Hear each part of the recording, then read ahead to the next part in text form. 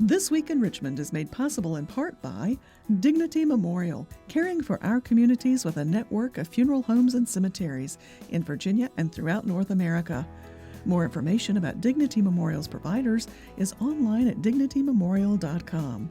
Alpha Natural Resources. Consistent with its Running Right process, Alpha is an energy company committed to being a leader in mine safety and an environmental steward. We fuel progress around the world. More information at alphanr.com.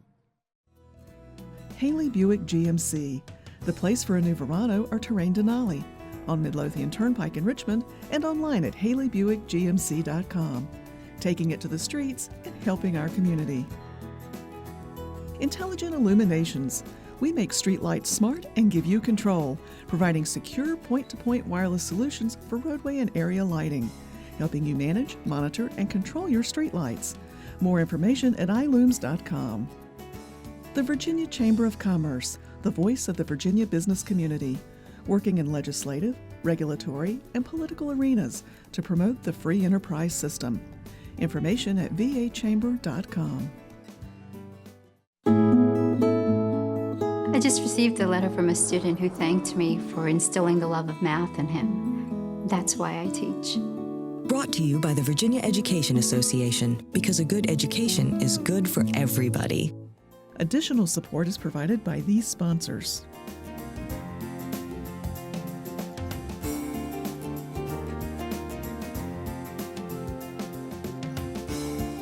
And by the members of Virginia's public television stations. Thank you.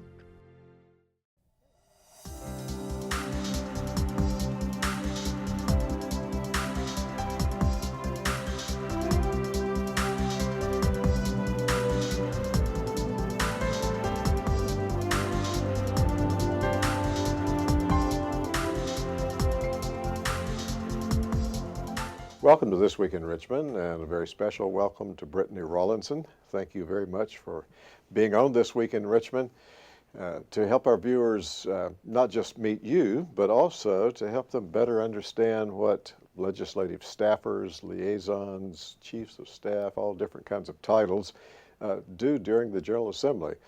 I'll tell our viewers that you are the legislative liaison for one of the newest members of the General Assembly, Delegate Joseph Preston, Petersburg, elected in a special election just as the session was about to get underway, and then you stepped into this position. So how did you, as an attorney with your law degree, then become a legislative liaison?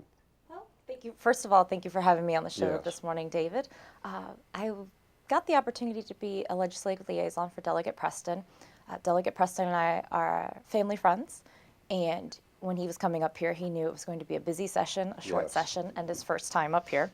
And he wanted a young attorney having a second set of eyes looking at his bills just to make sure everything was saying what he wanted them to say and that they were really conveying the meaning and protecting his district like he wanted them to. So it was a wonderful opportunity to get up here and use my law degree fresh out of school.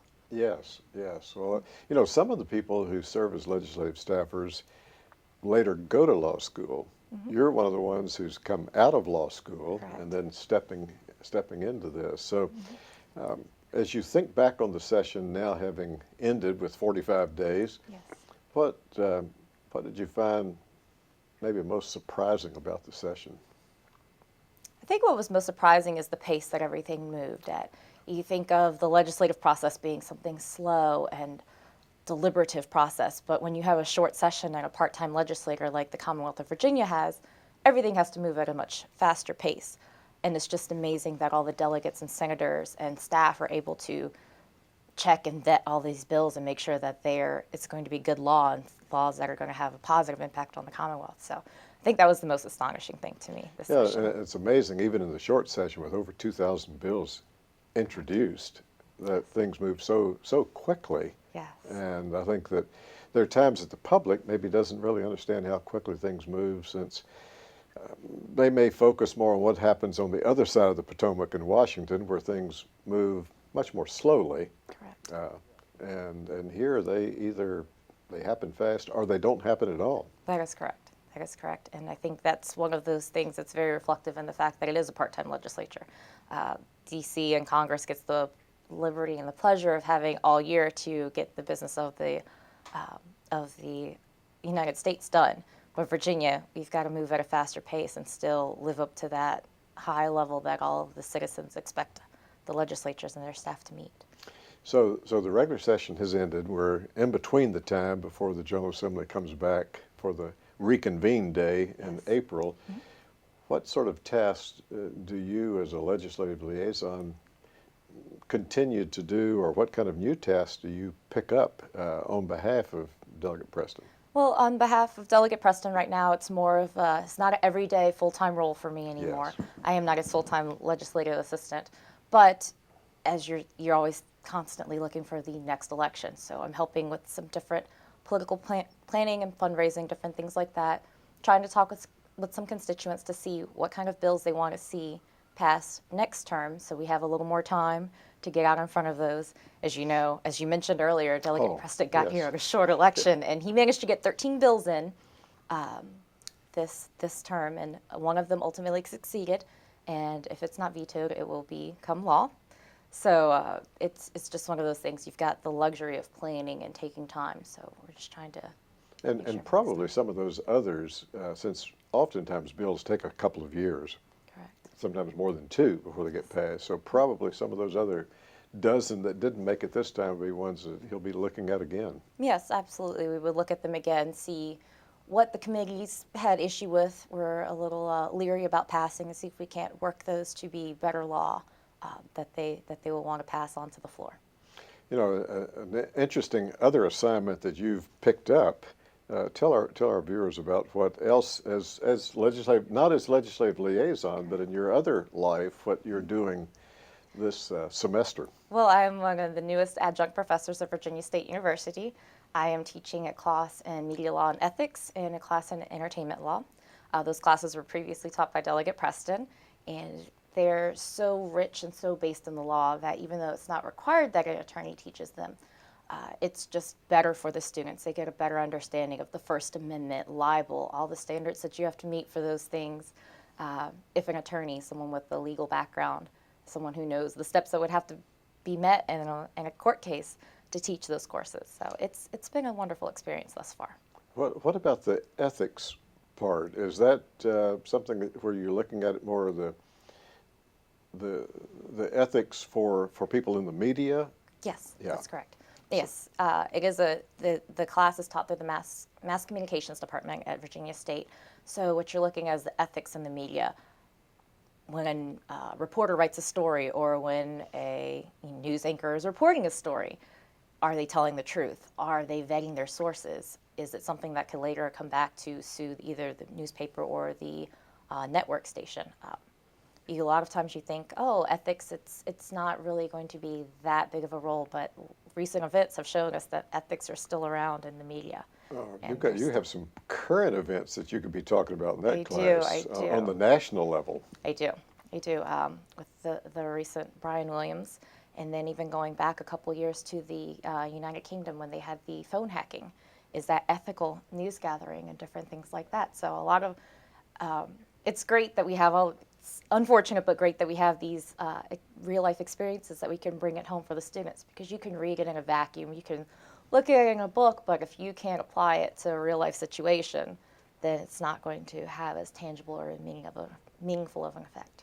You know, as a viewer and of the people who are on television, it's kind of shocking that someone at the national level would appear to exaggerate certain situations, and kind of could make one wonder if that happens to someone at the national level, what happens with people who are not in that big of a media market, and it's frightening because people expect to be getting, even if it's just a little bit of news, they expect to be getting it reported accurately. Correct. And I think that's one of those things why we always have to stay vigilant as the public, just because we see it on TV, do your own research, be an informed citizen. It doesn't necessarily mean you should take it hook, line, and sinker. Yes. Well, it would be an interesting experience for you stepping out of this area where ethics has been talked about, but not ethics in the media. Correct. But there have been legislators who've said the reason that they were dealing with the ethics legislation here was because of the media, not because of the media having done something unethical, but the attention that the media was bringing to ethical issues. Yes. So our viewers probably know that there is a bill that's before the governor having to do with ethics for those in elected office. Correct. And no indication yet what the governor would be intending to do with that Right. bill. But In fact, it's probably a good time just to segue some and to help our viewers understand what's really happening now between now and the 15th of April.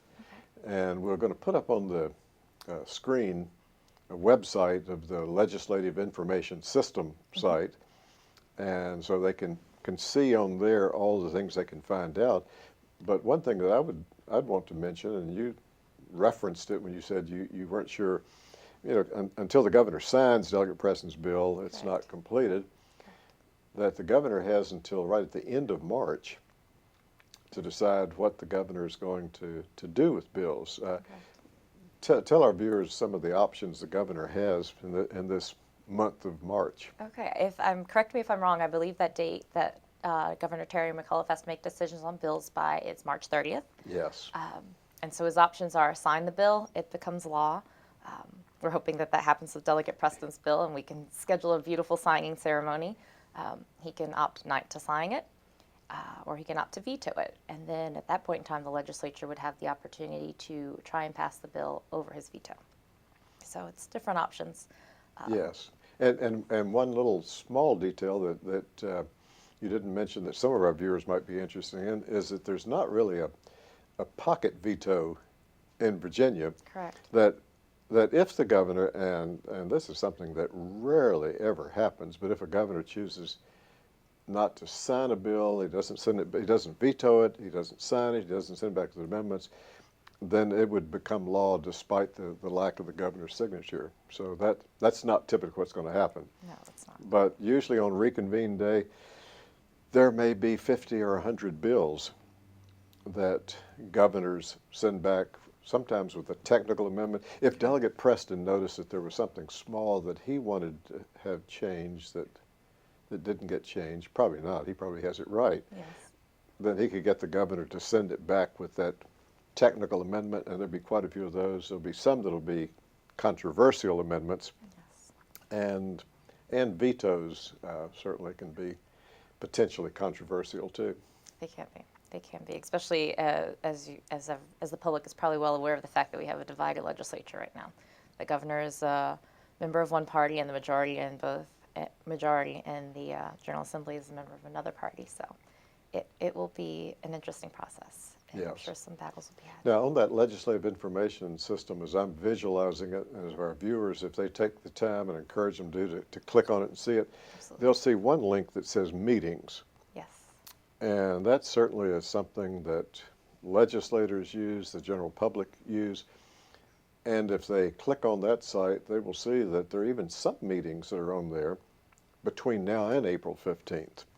And as the session ends in April, there'll be other meetings. So the meetings of the legislators will be taking place, certain committees and certain studies own throughout the year. Yes. And so even as your delegate and the other delegates and the senators will be talking with constituents about issues and bills to be introduced, there will be meetings going on where the public, whether they live in the Petersburg, Richmond area or wherever they live, would want to know about those meetings and get here to the Capitol.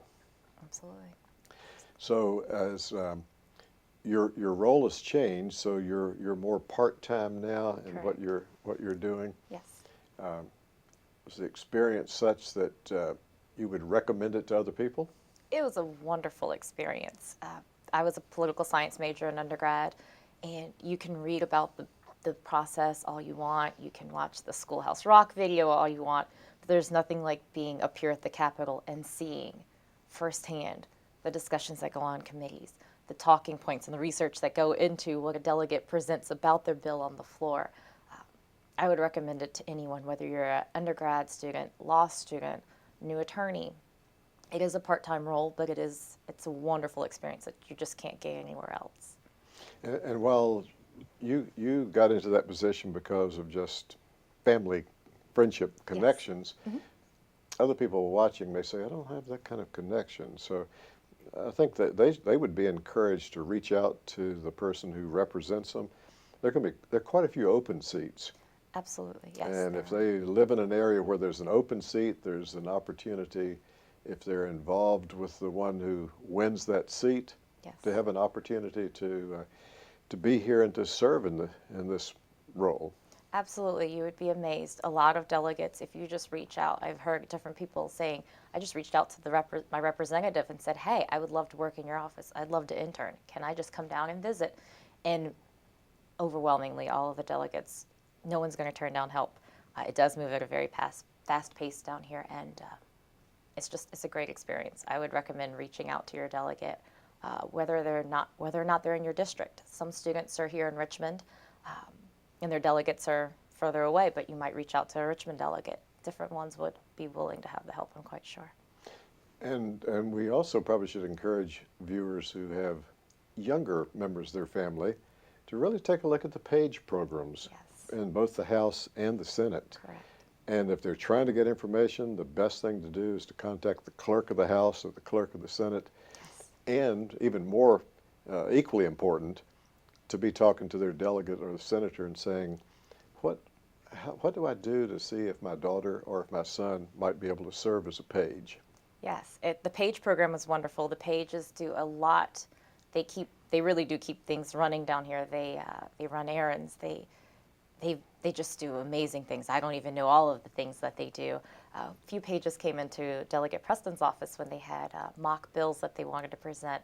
So it gave them the opportunity to just talk to the lawmakers and also learn about the lawmaking process and make those connections and get that experience on their resume. That's going to be a wonderful, wonderful asset for them when they go to apply to college and go on to do future things.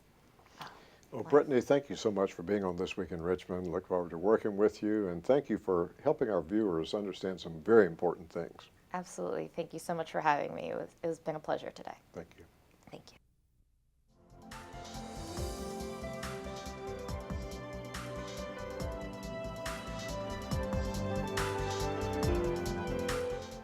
Brittany was talking about interns around Capitol Square, and during the session, I don't know if there were 50 or 100, but they were in practically every office, and the executive branch as well as the legislative branch, judicial, and we have an opportunity to hear from two of the interns in the session, Ashley Dayton, Jonathon Haith. Tell our viewers a little bit about your internship, about how you got into it, and what colleges that you're from. Ashley, start us off. Sure, I'm from Randolph, Macon College. I'm a senior there, political science major. So I wanted to intern on the Hill, and it's a great opportunity because you get to meet different delegates and senators and really see how the legislation process works on the state level, and it's great for connections for while you're at school and after graduation. How about you, Jonathan? I'm a Virginia State University senior right now, and with the Mass Comm department, and they set up this great internship. And I was a fool if I didn't turn it down. So I did it because I knew I was going to meet delegates and senators who are good connections for after college. And I recently just got to meet the Commissioner of Veteran Services. So it was a great opportunity for me. And that's been a great blast so far. I invited you two interns on just to talk some about your internship, and we may get back to that. Okay. But to give you an opportunity to ask me, the host of This Week in Richmond, some questions. So yes. What would you want to ask that you think our viewers might be interested in? Well, I think first off, the viewers would be interested in knowing how long you have been providing This Week in Richmond and what got it all started. You know, it was started by Blue Ridge PBS in Roanoke. The program now is on the other PBS stations throughout most of the Commonwealth. But Blue Ridge PBS did not have a public affairs program here at the Capitol. And so it was an opportunity to provide that primarily at that time for the viewers for the western part of the state. But now, as I say, it's pretty much statewide. That's great. Can you tell us about the variety of guests that you've had the pleasure of interviewing on the show? In those earliest years, we concentrated on the 30-some legislators who represent the western part of the Commonwealth. But since the program is seen around the state, we work to get legislative leaders in both chambers. You know, we would like to, in the course of a year, to have everyone on This Week in Richmond. Even though it's weekly, it's hard to get all the guests on. We also have had members of the executive branch. Every cabinet member has been on, as well as the Attorney General, Lieutenant Governor. So we try to have a variety of guests who have different experiences and perspectives to share with the viewers. Okay. How do you go about selecting your guests? Is there a special criteria you go about selecting your guests? You know, some of them it's because of the time of the year. Mm-hmm. And during the time that we've just now ended, during the time when the legislature was here, really focused more on having legislators on who are not from the greater Richmond area, because they're not here that much when they're not in session. In the months now lying ahead, the rest of 2015, we'll have legislators on who are part of major study committees that are taking place, and we'll have more of the ones from the region who will be on. It's also the time that we'll be concentrating on having members of the cabinet on. We had them on earlier. We'll be having them back on again. We've had Secretary Holton on. Okay. Secretary Jones is scheduled for a show, and we'll be working to invite the other cabinet members to be on the show. Perfect. Now, what was your hope in providing this show for our viewers? What were you hoping to provide information-wise? My interest over the years, and particularly now with this program, is to help viewers get not a 30-second soundbite or even 60 seconds, but to get more in-depth information from the policymakers, both elected and appointed people, and to have discussion. There are times that we have people sitting in those two seats who have different perspectives. They may be of the same political party, they may be different, but they have different perspectives. So we at times have some friendly debate and discussion, but the primary emphasis is to better help the viewers be better informed about dominant issues that are taking place here at the Capitol. Perfect. Are there any other ways that your viewers can see this television program other than watching the television? Well, while we hope they'll catch it when it's on Roanoke and Lynchburg, and then when it's on Charlottesville and Richmond, and when it's in Norfolk and in Harrisonburg, when it's on all those stations. But Blue Ridge PBS keeps all the shows archived on their website, and just blueridgepbs.org. They can go on that site and they can search and look back at the previous shows. The Department of Education at times has provided that information to teachers in the school system. So if their students are studying about a certain issue and they want to hear a certain cabinet member, a certain legislator, they can go on and find the shows there. They do also appear on YouTube, but probably blueridgepbs.org is the easiest place to find them. Perfect. Going back to internship experiences, what advice would you give viewers on how to go about researching and obtaining an internship here on the Hill? Most of the interns are in college universities in the Commonwealth, and so I'd start there, even as the two of you started at your two institutions. Beyond that, talking with individual legislators, they are always interested, I think, in having interns, and they are delighted to have someone intern. And the internships, while they predominantly are during the time the legislature is in session, there will be interns involved here in the spring and summer. For years now, I'm not sure how long, there have been governor's fellows who are here for a portion of the summer.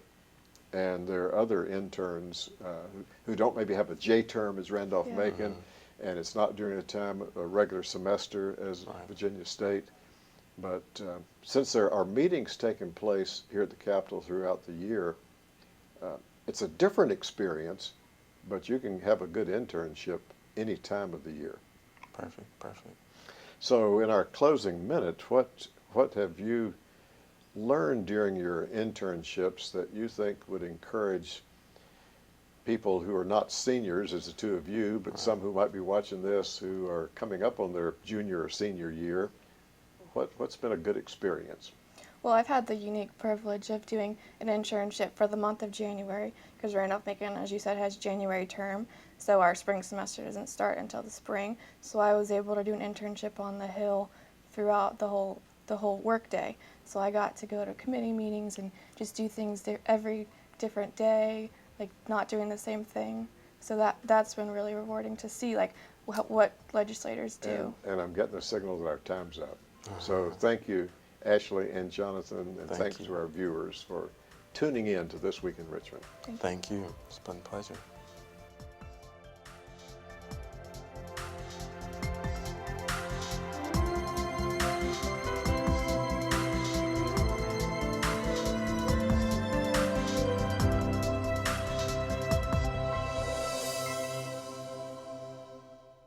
This Week in Richmond is made possible in part by Dignity Memorial, caring for our communities with a network of funeral homes and cemeteries in Virginia and throughout North America. More information about Dignity Memorial's providers is online at dignitymemorial.com. Alpha Natural Resources, a leader in mine safety and an environmental steward. Haley Buick GMC in Richmond and online at haleybuickgmc.com. Intelligent Illuminations, helping you manage, monitor, and control your street lights. The Virginia Chamber of Commerce, the voice of the Virginia business community. The Virginia Education Association, because a good education is good for everybody. Additional support is provided by these sponsors.